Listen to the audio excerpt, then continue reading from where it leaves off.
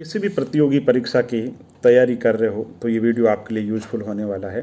प्रतियोगी छात्र कहते हैं कि चीज़ें याद नहीं रहती, भूल जाते हैं, नोट्स कैसे बनाएं, क्या पढ़ें, कैसे पढ़ें, तो सारी चीज़ें बताने वाला हूँ। एक उदाहरण के साथ में बताने वाला हूँ। दोस्तों, मैं हमेशा कहता हूँ कि पढ़ते समय ध्यान से पढ़ो कि दोबारा पढ़ने की नौबत नहीं आई, और कॉन्सेप्ट क्लियर होनी चाहिए, चीज़ें आपको आनी चाहिए। टीचर कुछ भी पूछो, कोई फर्क नहीं पड़ता, परीक्षक कुछ भी पूछो, कोई फर्क नहीं पड़ता। आपकी समझ ऐसी होनी चाहिए कि भाई मुझे ये चीज़ पता है, मैं बेसिक जानता हूँ इन बातों के बारे में, और मुझे कुछ भी पूछूं, है ना। तो फिर कैसे तैयारी करें। एक छोटा सा टॉपिक है केंद्र राज्य संबंध। तो आप इसको कैसे पढ़ोगे। सबसे पहले आपने चैप्टर ध्यान से पढ़ लिया है कि केंद्र राज्य संबंध भारत के संविधान के अंदर किस भाग के अंदर है, किस भाग के अंदर विधायी, विधायी और प्रशासनिक संबंधों की चर्चा है, किस भाग के अंदर वित्तीय संबंधों की चर्चा। पहली बात।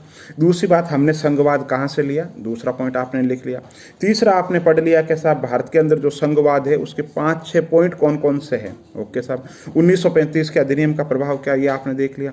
फिर अब आप आते हो कि केंद्र राज्य पॉइंट वाइज लेते हो, तो सबसे पहले नंबर पर ले रहे हो भारत के संविधान के अंदर केंद्र राज्य विधायी संबंध। विधायी संबंध के अंदर आप समझोगे कि कौन से कानून है जो केंद्र बनाता है, कौन से राज्य बनाता है।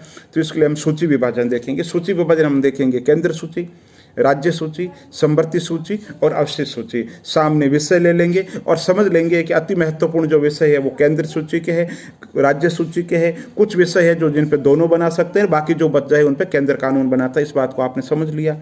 तो फिर अब देखेंगे क्या इन पे केंद्र सूची पे केंद्र बनाता ही है ना, लेकिन अति महत्वपूर्ण विषय है। लेकिन राज्य सूची के कौन कौन से प्रावधान है जिनमें राज्य सूची पे भी केंद्र कानून बना सकता है, यहाँ हो गया।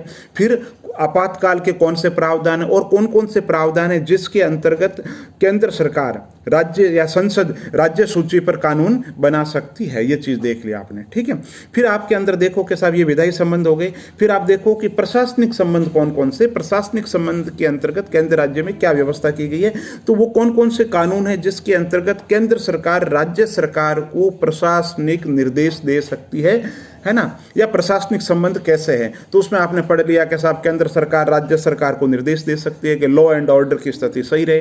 केंद्र सरकार राज्य सरकार को ये कह सकती है कानून राज्य विधायिका कानून इस रूप से बनाए कि केंद्रीय विधायिका के अनुरूप हो।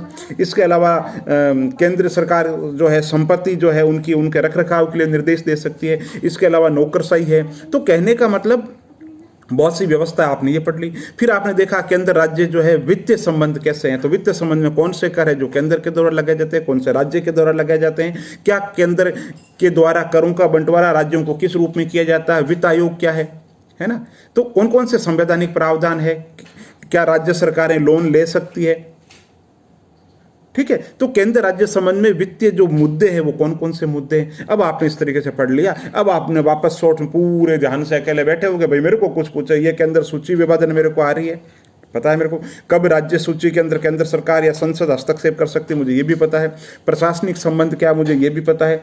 वित्तीय संबंध क्या है, मुझे ये भी पता है। ये तो आपने एक अलग तरीके से तैयार कर लिया। और अब आप मेंटल एक्सरसाइज करोगे, ये तो प्रीलिम्स के हिसाब से सारी चीज़ें आपको आ गई।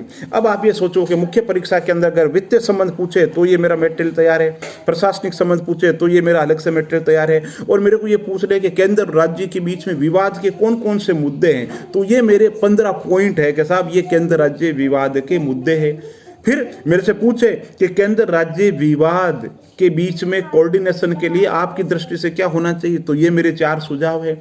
और मेरे से पूछ ले कि भारत का जो संविधान है वो एकात्मक है या संघात्मक है, तो ये मेरे पास में एकात्मकता के पॉइंट है, ये मेरे पास में संघात्मकता का पॉइंट है। ये मेरा निष्कर्ष है कि भारत का संविधान है जो अर्धसंघीय है, या जो आपका निष्कर्ष है। इस तरीके से तैयार कीजिए, कोई भी टॉपिक हो दोबारा पढ़ने की नौबत नहीं आए। पढ़ते समय ध्यान से पढ़ो, अच्छी स्थिति के, और उसका मनन करते रहो, चिंतन करते रहो, लिख लिख करके नोट्स बनाते रहो, कभी कोई दिक्कत आएगी नहीं। और नोट्स बना लिए, समझ लिया चीज़ों को, तो कॉन्फिडेंस आ जाएगी। सारा खेल कॉन्फिडेंस का है। बहुत बहुत धन्यवाद।